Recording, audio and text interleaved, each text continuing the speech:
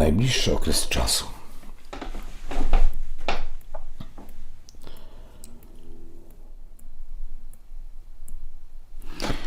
Dowiemy się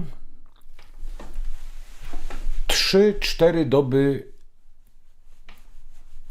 później o skażeniu radioaktywnym.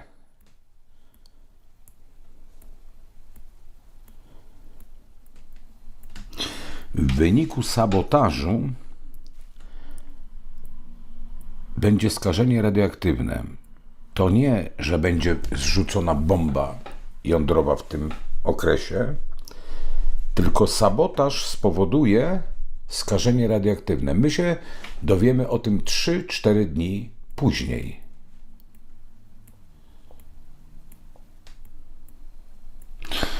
Taką scenę widzę. Nie wiem, czy to jedno z drugim wiązać. Balony. Białe balony mierza z kolorem. Takie duże balony i one będą z jakimś ładunkiem, z jakimiś ładunkami. Niektóre z tych balonów będą zestrzelone, a niektóre nie. Ale ja nie wiem, czy wiązać te balony z sabotażem i ze słowem uszkodzenie czegoś i skażenie radioaktywne. Taka mi się scena kojarzy.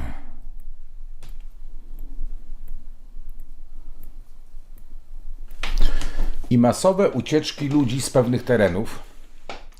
Kto wie, czy nie chodzi tu o Ukrainę. Masowe ucieczki ludzi z pewnych terenów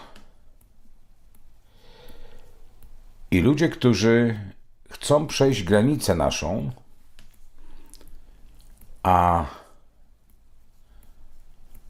na granicy raptem zrobi się jakaś zapora. Nie będzie tak łatwo przekroczyć granicy.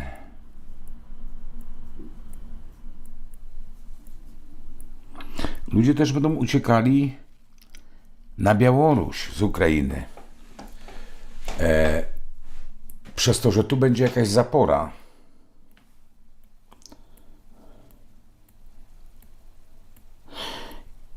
Jeżeli to się stanie, to nastąpi klęska humanitarna tam na Ukrainie.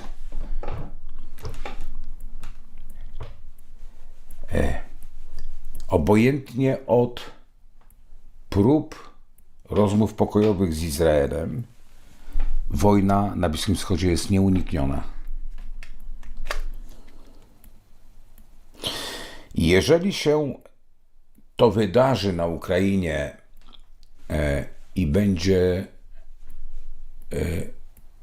i będzie skażenie radioaktywne, w Polsce w niektórych rejonach też zapadnie panika, chociaż ona będzie nie do końca uzasadnioną paniką. Jak gdyby ludzie nawzajem będą siebie w sobie wywoływali poczucie paniki i brak wiary w to, co będą im media mówiły, a media będą bardziej uspokajały i część ludzi będzie chciała się przemieszczać.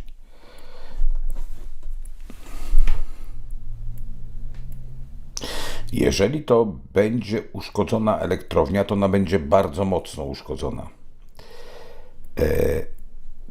To będzie bardzo poważna awaria. Właściwie nie awaria, no uszkodzenie, bo awaria następuje samoistnie z powodu jakichś błędów, a tu nie, to będzie.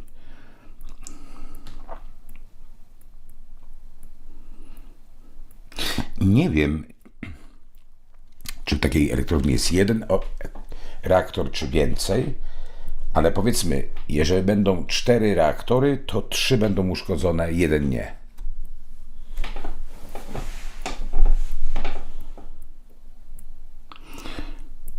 A wojna się nasili.